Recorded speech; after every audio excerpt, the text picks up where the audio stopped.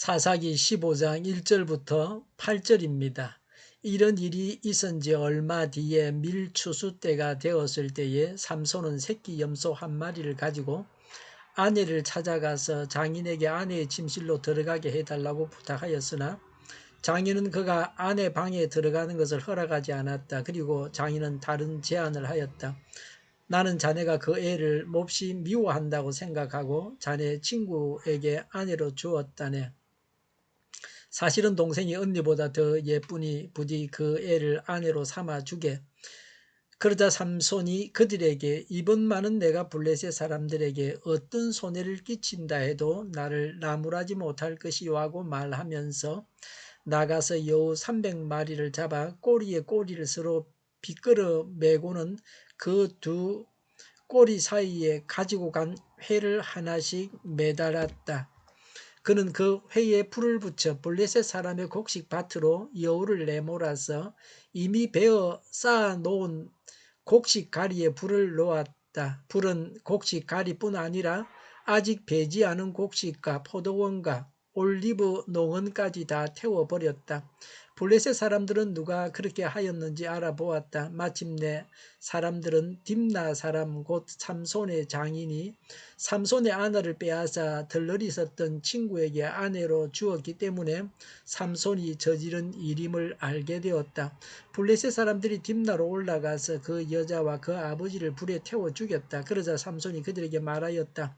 너희가 이렇게 하였으니 내가 너희에게 원수를 갚기 전에는 가만히 있지 않겠다. 그는 블레셋 사람들을 닥치는 대로 마구 무찌르고 내려가서 에담 바위 동굴에서 쉬고 있었다. 삼손으로 인해서 삼손의 처갓집이 망하는 이야기입니다.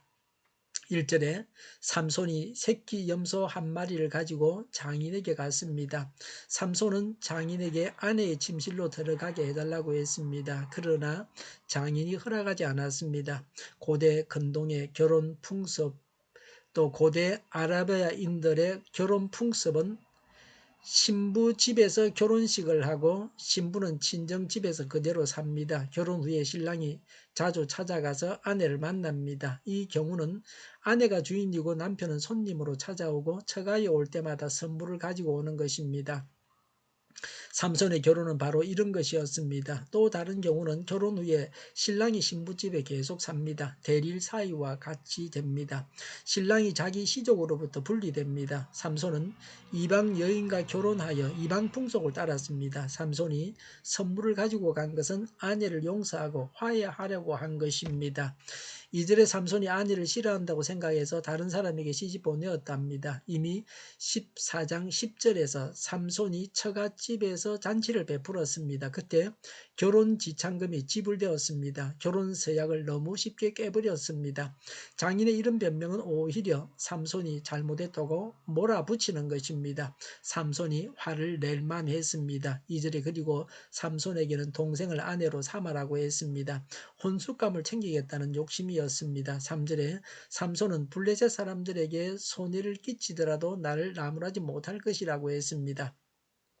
삼손이 잡았던 여우는 자칼 여우입니다. 이 자칼 여우는 무리지어 다닙니다. 4절에 여우 300마리를 잡아 꼬리를 서로 비끌어 매고는 꼬리 사이에 회를 하나씩 매달았습니다. 5절에 회에 불을 붙여서 블레셋 사람의 곡식 밭으로 여우를 내몰았습니다. 추수 때나 베어 놓은 곡식 가리와 배지하는 곡식과 포도원과 올리브 농원까지 다 태워버렸습니다. 그 나라에서는 이맘때면 비가 오지 않아 건조합니다. 건조기요 화재를 주의해야 할 시기입니다. 회는 횃불을 말합니다. 쌀이 나무나 갈대에 기름을 묻혀서 불이 잘 붙게 만든 것입니다. 블레셋은 농업이 주된 산업이었습니다. 이런 화재는 블레셋 경제에 심각하고 치명적인 피해를 주었습니다. 굶어 죽는 위험에 직면했습니다. 6절에 블레셋 사람들은 삼손이 그 아내를 빼앗긴 일로 그렇게 했다는 것을 알고 그 여자와 그 여자의 아버지를 불에 태워 죽였습니다. 14장 15절에 삼손의 아내에게 동족들이 집을 불사르겠다고 위협했습니다. 그런 재앙을 면하려고 삼손의 아내는 삼손을 속이고 변절했습니다. 그러나 그 재앙을 피하지 못하고 당하고 말았습니다. 불경에 사람이 행한 악은 그 사람의 마음을 상하게 하며 그 사람의 행복을 앗아가고 만다. 그것은 언제나 그 악을 행한 사람 자신에게 갚음이 되어 돌아오기 때문이다 라고 했습니다. 악인은 벌을 받고 맙니다. 삼손의 장인은 삼손을 배신했습니다. 삼손의 아내를 블레셋 사람에게 주었습니다. 그래서 그 딸과 함께 음란 죄를 지었습니다. 그 결과로 동족의 손에 화형을 당하고 말았던 것입니다. 그 당시 화형은 음란 죄에 대한 벌이었습니다. 7절에 삼손은 이 일을 알고 원수를 갚겠다고 하면서 8절에 블레셋 사람들을 마구 무찔렀습니다. 블레셋 사람들을 모조리 다 죽였습니다. 8절에 에담 바위 동굴에 쉬고 있었습니다. 자신 때문에 가족들이 피해를 입지 않게 하려고 그곳으로 피한 것입니다. 오늘 본문에서 얻는 교훈은 삼손은 다른 사사들과는 달리 개인적으로 활동했습니다.